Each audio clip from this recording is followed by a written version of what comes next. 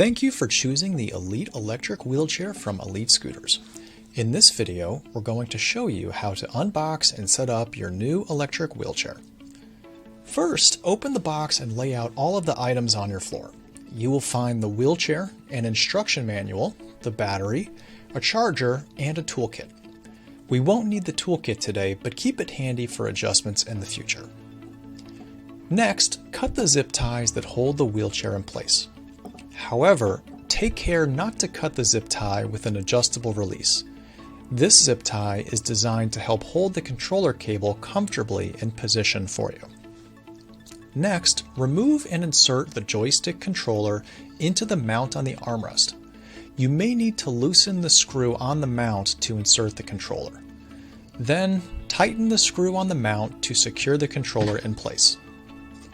Now that the controller is secured, unfold your wheelchair to a standing position and apply medium downward pressure onto the push bar until you hear the security latch click. If you are unable to unfold the wheelchair, check for any remaining zip ties that may be holding the wheelchair in place. Lay the seat cushion into place, aligning the Velcro on the wheelchair with the Velcro on the underside of the cushion. Make sure that the armrests are locked into place if they are not already. Lower the footrest into place. Now, we will insert and attach the battery. First, align the rail under the battery with the rail under the wheelchair. Then, you'll push the battery forward on the rail until you meet some resistance. Squeeze the clip on the underside of the battery, which will allow you to push the battery the rest of the way. Once the battery has been pushed all of the way in, release the clip to engage the battery lock.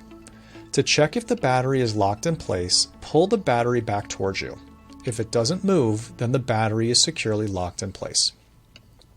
Now we will connect the battery.